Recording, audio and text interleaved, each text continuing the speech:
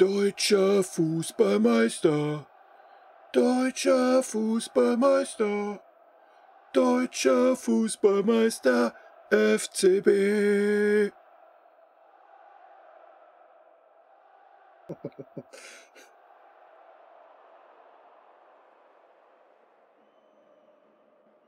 Da ist das Ding! Nee, da ist das Ding! Servus, Glück auf und herzlich willkommen. Ja, zum weiteren FC Bayern Talk. Oder 32. Spieltag, Heimspiel gegen Gladbach, 6:0. Ja, deutscher Meister. Ne?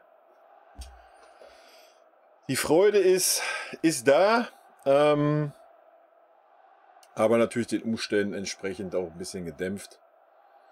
Leider Gottes, aber ich trinke hier natürlich das einzig wahre Bier als Münchner, wa? Schönes Augustiner. Ja, der 5. Stern. wa? Der 5. Stern ist incoming. 30. Meisterschaft seitdem es die Bundesliga gibt. Insgesamt die 31. deutsche Meisterschaft. Darf man nicht verwechseln. Ja. Und ja, Saisonfazit möchte ich jetzt eigentlich noch nicht ziehen. Wir haben noch 2 Spiele. Die warten wir noch ab. Aber natürlich schon mal von meiner Seite ein riesen Glückwunsch an Hansi Flick, an die Mannschaft, an das gesamte Trainerteam, an den ganzen Stab. Ich denke, ja, die Meisterschaft ist um einiges noch höher anzurechnen, wie vielleicht die ein oder andere in den letzten Jahren. Ich denke, dieses Jahr waren keine leichten Umstände. Und ja, von daher denke ich einfach, dass sie nicht höher oder dass sie höher anzurechnen ist, wie so die eine oder andere Meisterschaft. Und natürlich jede Meisterschaft so sein eigenes Ding hat. Aber wenn man guckt, welche Voraussetzungen wir hatten, welche Voraussetzungen andere Mannschaften hatten, ja, haben wir es am Ende dann doch eigentlich relativ klar, souverän geholt, das Ding. Ob das jetzt irgendwie für uns gegen andere Vereine spricht, ich denke sowohl als auch, aber wie gesagt, so ein Saisonfazit möchte ich jetzt eigentlich noch nicht ziehen. Ich bin froh, es ist endlich amtlich. Ich denke, wir haben heute auch gezeigt, wie ein deutscher Meister zu spielen hat gegen einen Europacup-Teilnehmer oder der noch ein Anwärter ist. Wir haben die ganze Sache natürlich jetzt noch ein bisschen spannender gemacht. Wir haben Union noch ein bisschen mehr ins Boot geholt, was mich persönlich freut. Ich würde mich freuen, wenn die Unioner 7. wären und nicht die Gladbacher. Ja, ich denke einfach, die haben auch mehr Bock auf eine Euroleague wie irgendwie in Gladbach. Meine persönliche Meinung und meine persönliche Referenz. Außerdem könnte ich dann vielleicht das eine oder andere Spiel auch mitnehmen bei den Unionern. Von daher würde ich mich da mehr freuen. Kleiner Nebeneffekt, kleiner Neben-Fun-Fact. Ja, was gibt es zum Spiel zu sagen? Wie schon sagte, ich denke einfach eines Meisters würdig. Wenn man die Interviews noch nach dem Spiel gehört hat, den Müller noch gehört, den Neuer und den Levi. Ja, und die haben ja auch alle gesagt, ja, man will dann auch einfach nochmal zeigen, ja, wer der wahre deutsche Meister ist. Und ich denke, das haben wir heute eindrucksvoll gezeigt. Ich denke, die Gladbacher haben sich vorm Spiel ein bisschen was ausgerechnet. Aber Gladbach hatte zu keiner Zeit den Hauch einer Chance heute. Das muss man einfach so klar sagen. Man hat auch ganz klar gesehen, wie gut uns das getan hat, dass mal eine Pause da war, dass man mal durchatmen konnte. Ich denke, man hat gesehen, dass die Fitness heute definitiv viel, viel besser war bei vielen Leuten. Wo mir das besonders aufgefallen ist, ist zum Beispiel beim Pavard. Den fand ich heute mega, mega stark.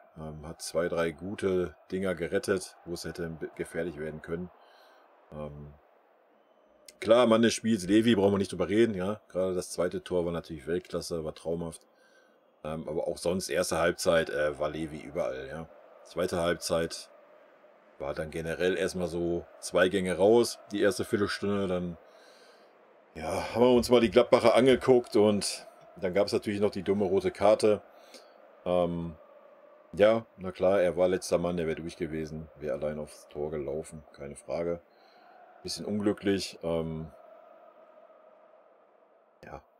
Wenn man die rosarote Vereinsbrille absetzt, muss man sagen, kann man oder muss man geben. Wenn man die aufhat, kann man darüber reden. Ja, dass der Player da auch mehr draus macht, wie... Es war ein Foul, klar, war es ein Foul, da müssen wir nicht drüber reden. Von daher, wie gesagt, eine gerechtfertigte rote Karte. Tut mir ein bisschen leid für den Jungen, aber er wird's verkraften und verdauen. Und man ja auch am Hansi und Brazzos Reaktion gesehen, bevor er runtergegangen ist. Ich denke, da ist alles gut. Passiert halt mal, ja. Aber ansonsten, ja, nie gefährdeter Sieg. War ein bisschen enttäuscht von den Gladbachern, wenn ich ehrlich bin. Hätte ein bisschen mehr erwartet. Ja, aber man hat zu keiner Zeit irgendwie das Gefühl gehabt, wir wären jetzt unter mega Druck oder sowas. Wie gesagt, die erste Viertelstunde, zweite Halbzeit haben wir den Gladbachern mal ein bisschen das Feld überlassen, alles gut. Ja, aber ansonsten, ja, da war nichts Zwingendes, gar nichts.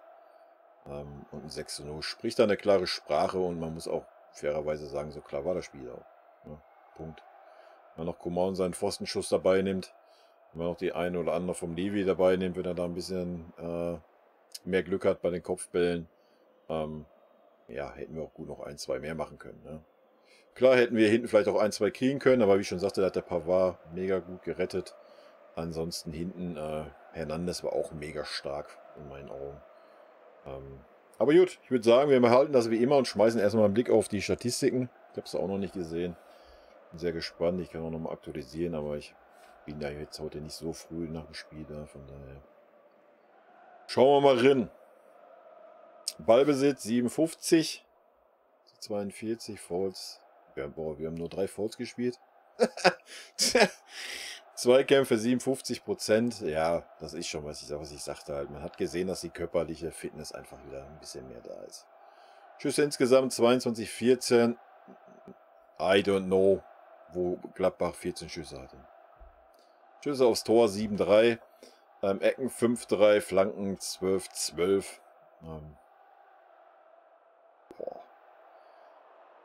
Ja, ich überlege gerade in meinem Kopf, wo 12 Flanken von Gladbach da waren.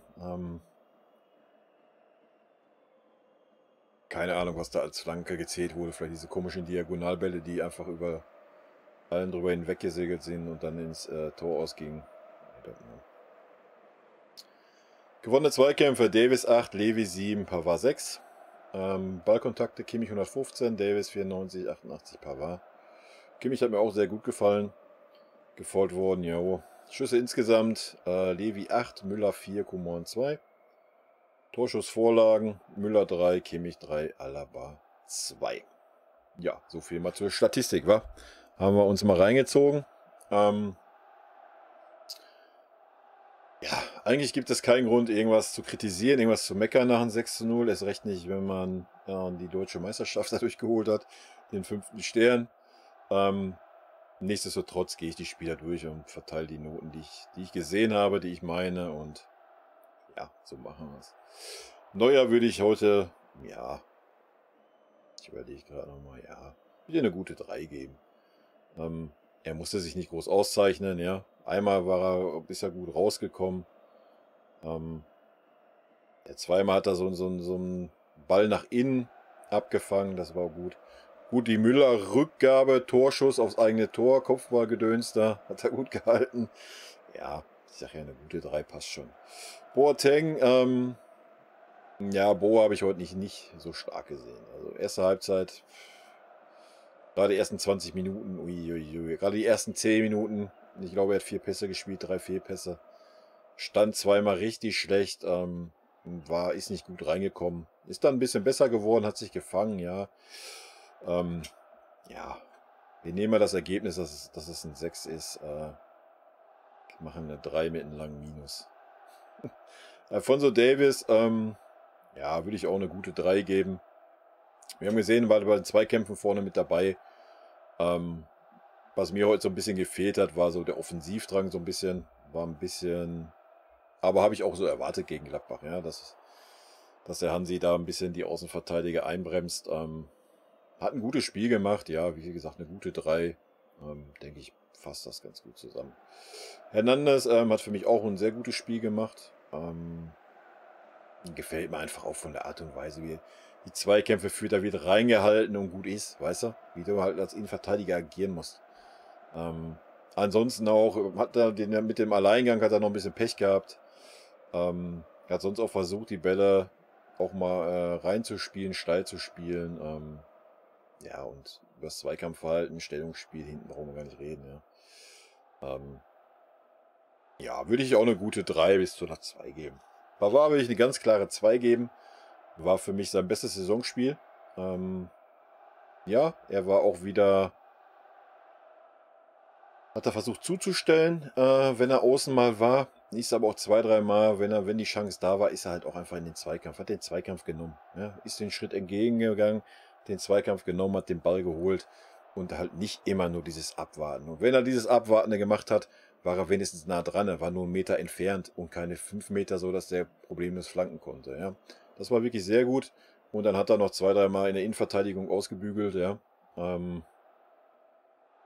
für mich mega stark heute, Pavard. Wenn er immer so spielen würde, haben wir kein Problem auf der Rechtsverteidigerposition. Müller? Ja, Müller würde ich auch eine 3 geben, auch eine gute 3.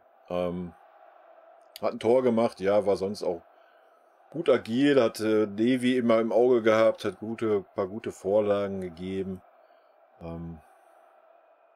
Ja, gut, wenn wir sein Alter berücksichtigen, geben wir ihm eine 2. Komm.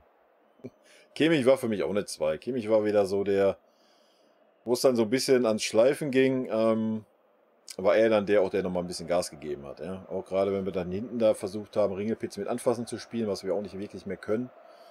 Wenn Gladbach dann so ein bisschen zugestellt hat, ist er derjenige gewesen, der mittig durch, ja, hat das Heft in die Hand genommen. Und auch erste Halbzeit war ja. Alaba war ein Graus dagegen im defensiven Mittelfeld. Der hat, Leute, ich habe das schon so oft gesagt, aber kommen wir gleich erst zu. Wie gesagt, Kimmich würde ich eine 2 geben. Musiala würde ich eine 3 mit einem kleinen Minus geben. Ja, hat ein paar ganz gute Staffetten mit drin gehabt. Ich denke, da geht noch ein bisschen mehr. Aber in den jungen Jahren hat heute auch wieder ein paar gute Aktionen gehabt. Ein bisschen Pech gehabt auch. Ich denke, auf einen sehr guten Weg. Hat mich auch gefreut, dass Hansi ihn mal von Anfang an hat spielen lassen. Hat mir gut gefallen. Kingsley. Ja, Kingsley will ich auf ein Level mit dem Musiala stellen, ja. Kingsley hat man aber auch gesehen, so nach 60 Minuten oder nach 50 Minuten, 55 Minuten war auch einfach der Akku leer. Das hat man auch gesehen. Ja, hat aber auch hat eigentlich ganz gut auch Druck gemacht und so, hat mir auch immer so das letzte Quäntchen ein bisschen gefehlt. Obwohl, ja doch, er war auffälliger wie Musiala, muss man schon sagen. Also Kingsley will man eine 3, eine gute 3 geben vielleicht. Hat er noch das Tor gemacht. Also, und hat so auch nochmal 2, 3 Szenen gehabt, hat dann auf dem Levi nochmal gut. Ja, doch. Eine gute 3 geben wir ihm. Alaba ist für mich der Einzige, der eine 4 kriegt. Das hat jetzt nichts damit zu tun, dass er wechselt oder sowas. Er war einfach schlecht. Ja, gut, er hat ein paar gute Szenen gehabt, wenn er links war. Logisch, das kennt er aus dem FF. Da hat er mir gut gefallen. 2, 3 Szenen, erste Halbzeit. Aber defensive Mittelfeldspiel habe ich ihn nicht gesehen, oder? Also gefühlt ist er in keinen Zweikampf gekommen, stand immer nur im Raum, aber so, dass es einfach keinen Sinn gemacht hat als defensiver Mittelfeldspieler. Spielaufbau, ja, vorne 2 10 gehabt, aber das war, wie ich sagte, wenn er über links kommt. Ja. Hat er ja auch gut die Flanke reingehauen. Alles gut, das kann er. Ja, aber alles andere war einfach. Ich habe die Aufstellung nicht wirklich verstanden. Aber da müssen wir nicht mehr drüber reden, die Saison, oder? Über eine Aufstellung von David Alaba. Denke,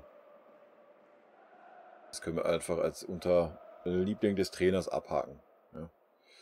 Ich hätte mir natürlich einen Goretzka gewünscht, ich hätte mir natürlich auch mal Marc Rocker gewünscht, aber gut, so ist es. Vielleicht sehen wir vielleicht im nächsten Spiel, wer weiß. Über Levi brauchen wir nicht reden. Levi müssen wir eine 1 mit Sternchen geben. 3 Tore gemacht. Gut, einer war ein Elfmeter davon, aber gerade das zweite Tor war mega und erste Halbzeit. Zweite Halbzeit hat man auch gesehen, so die letzte halbe Stunde hat er auch dann schon so ein bisschen den Eindruck gemacht, jo, wie die ganze Mannschaft, wir fahren mal ein bisschen weiter runter, wir schonen schon mal den Akku. das nächste Spiel, dass der Levi dann noch da seine 2 Hütten machen kann, damit er den Rekord hat.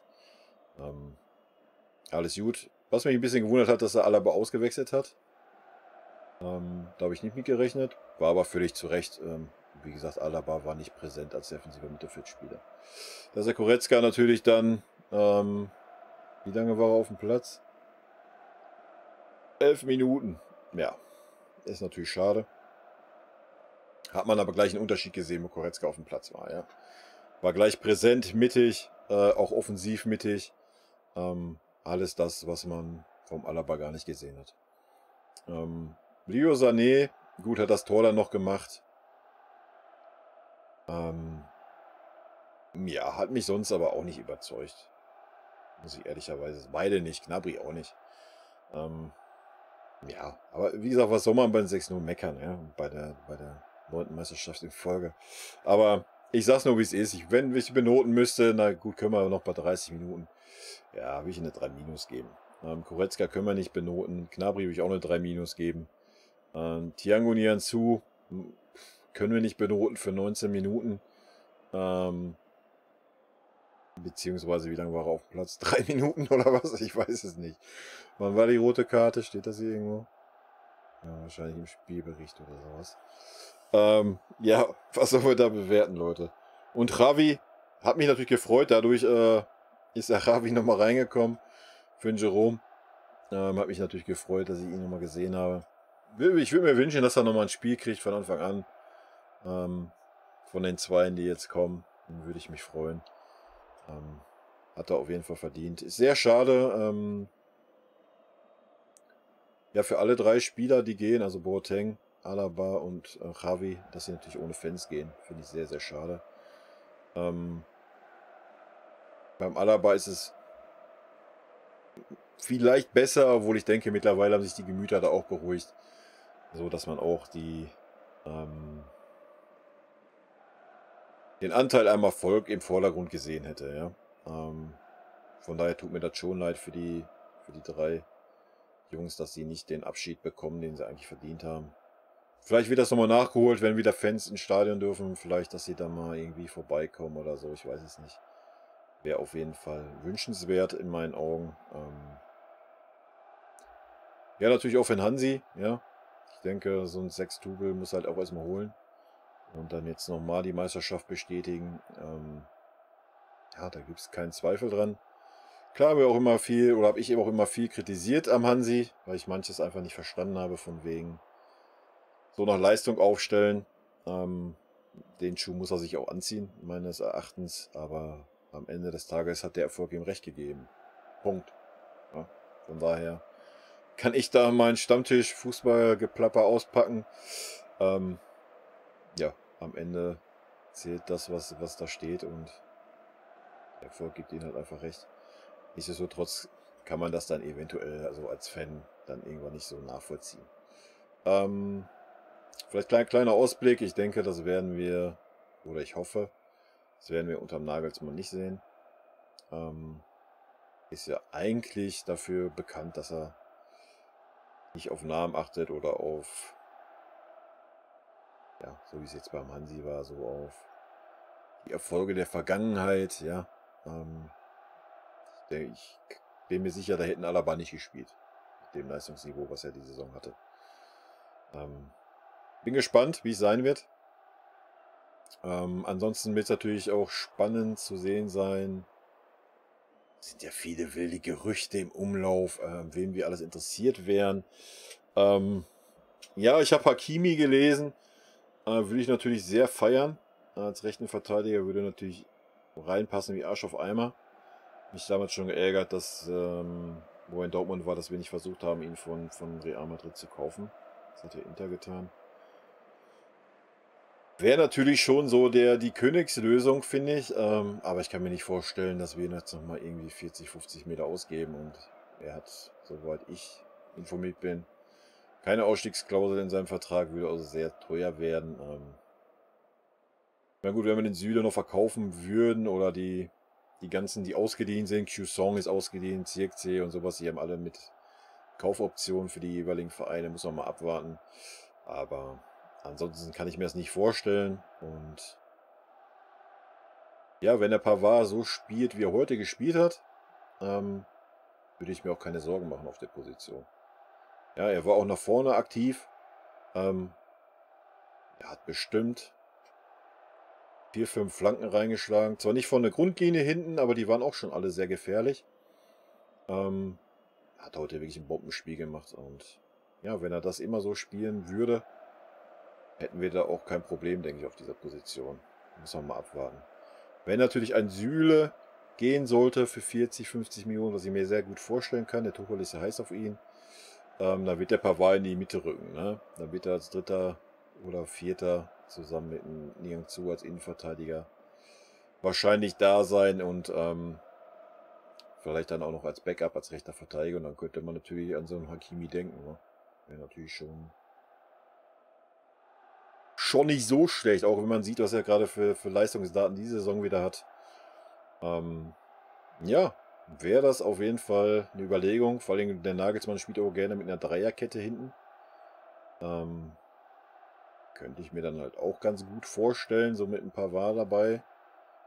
Mit dem Hernandez und Upamecano. Muss man mal abwarten. Wird interessant zu sehen sein. Ich denke, wir werden dann aber auf jeden Fall obwohl, ja, man muss es abwarten. Ich meine, der Kovac hat es auch versucht. Ja, der Kovac wollte auch ein anderes System spielen und ist damit auf die Schnauze gefallen. Wir sind halt in unserem 4-2-3-1 ja, einfach eingefahren. Gefühlt die letzten 10 Jahre, ja.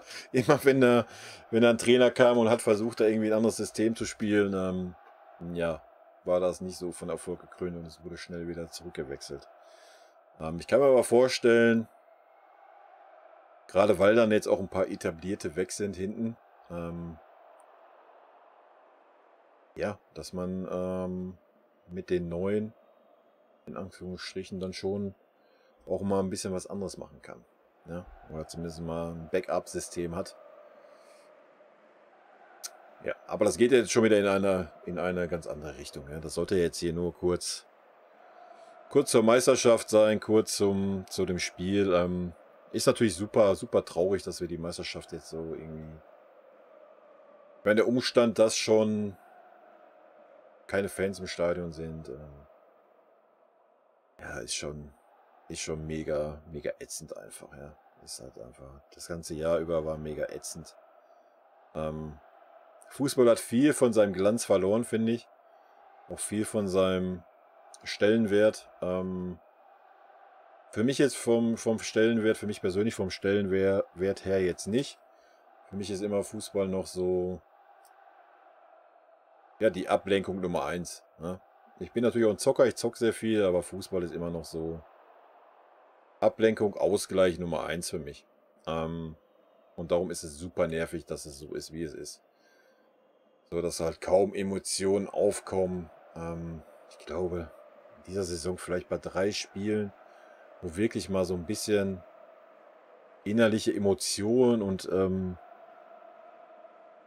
Begeisterung, Aufregen so wirklich hochkam, ja. Was sonst halt in jedem Spiel der Fall ist. Wirklich in jedem Spiel die Atmosphäre da ist, sind ganz andere Emotionen da und ja, in der Regel bin ich ja auch so 3, 4 Mal in der Saison auf jeden Fall im Stadion. Das fehlt mir natürlich auch, mir persönlich schon extrem. Und hoffen wir einfach mal, dass es ab August alles besser wird. Dass wir ab August auf einmal gesagt wird, jo, die Stadien sind wieder mit 60.000 voll, kann ich mir nicht vorstellen. Aber vielleicht dann mal so langsam in einzelnen Schritten, zumindest irgendwie für Geimpfte und Genesen oder was weiß ich, wäre schon wünschenswert in meinen Augen. Und natürlich wäre es dann auch wünschenswert, mal wieder eine spannende Meisterschaft zu haben. Kann mich noch daran erinnern, in Hamburg, Andersen in der 90. diesen indirekten Freistoß reinnagelt. Das war für mich bisher so die emotionste Meisterschaft, die ich miterlebt habe. Ja, haben wir die letzten Jahre nicht. Ja, wir haben riesige Aufholjagden erlebt, wo Dortmund schon 9 oder ich weiß gar nicht, 10 oder 7 Punkte 2 Jahre hintereinander sogar vorne war und sowas. Das haben wir erlebt. Na klar ist das auch immer eine gewisse Geilheit dann da. Ja, aber dieses Jahr ist halt, ja, weiß ich nicht. Ich meine, bei uns ist man, ich meine, wenn man die Interviews sieht, hört man es ja, ja. Es ist keine, man wird ja auch immer so als Fan gefordert, was bei mir halt auch oft auch gefragt, ja, freust dich überhaupt noch über die Meisterschaft? Ist ja eh nichts Besonderes für euch. Ähm, ja, na klar. Für mich ist jede Meisterschaft was Besonderes. Ich sehe das genauso, so wie es die Spieler halt sehen. Das ist halt einfach der Ertrag eines ganzen Jahres an Arbeit. Ja? Und auch als Fan, zumindest wenn man ein richtiges Fan-Dasein hat. Klar würde man anders austicken, wenn man wie die Schalker seit 50 Jahren keine Meisterschaft geholt hat. Aber die holen auch die nächsten 50 Jahre keine Meisterschaft. Da müssen wir uns nichts vormachen. Und ja, ist halt schwierig im Moment einfach, ne? Werde mir wahrscheinlich morgen nochmal 1, 2, 3 Bierchen auf den Muttertag gönnen. Nochmal auf die Meisterschaft anstoßen. Aber es ist ja auch nicht so, dass man jetzt sagen kann, man trifft sich jetzt so mit, selbst in einer kleinen Bayern-Fan-Runde geht es ja nicht. Dass man sich da mal trifft und zusammen mal ein bisschen eskaliert. Ist ja alles nicht der Fall. Ja? Wir feiern jetzt sowas. Da sind die Spieler ja schon privilegiert, dass sie da irgendwie mit 20, 30 Leuten da zusammen irgendwie was feiern können. Das können wir ja alle nicht. Wir sitzen alle alleine irgendwo und zwischen uns 1, 2 Bierchen und ja. Schwierig, schwierig, schwierig. Deswegen vielleicht jetzt auch nicht hier die völlige Eskalation im Video, ja. Dass wir den 5. Stern geholt haben. Das nur mal so zur Erklärung. Nichtsdestotrotz freue ich mich, klar. Und wie ich schon sagte, alles andere, wir werden die nächsten 2 Spiele noch souverän angehen. Ich denke, Levi wird den Rekord noch knacken. Wenn man gesehen hat, wie heiß er heute ist, denke ich, sollte das möglich sein. Zumindest einstellen, aber ich denke, er wird wahrscheinlich noch 2 Hütten machen, wenn nicht sogar 3 oder 4. Ja, und dann am Ende der Saison werde ich mal so für mich persönliches Fazit rund um diese Saison ziehen. Das könnte dann ein bisschen länger werden, das Video. Das könnte dann wahrscheinlich so 1 Stunde werden. Vielleicht teile ich das auch irgendwie, dass ich irgendwie eine halbe Stunde so, ja, für mich ein Fazit ziehe und dann so eine halbe Stunde zu jedem einzelnen Spieler dann halt in der halben Stunde ein bisschen was sage. Ich denke, das macht mehr Sinn. Gut, Leute, das soll es gewesen sein erstmal, ja. Bedanke mich, wie immer. Rot-weiße Grüße gehen raus. Bleibt gesund. Drückt die Daumen, dass wir irgendwie zur nächsten Saison wieder ein paar Fans im Stadion haben und vielleicht sogar wieder selber ins Stadion können und ja, mal wieder ein bisschen mehr Emotionen haben. Würde mich persönlich sehr freuen und wenn es euch gefallen hat, kann ich an dieser Stelle vielleicht nochmal sagen, für die, die da sind, lasst gerne einen Daumen hoch, einen Daumen runter da, lasst gerne einen Kommentar da. Das sind halt Sachen, die mich supporten, die das Video supporten, die das Video höher ranken, wodurch man vielleicht noch ein paar mehr Leute erreicht. In diesem Sinne,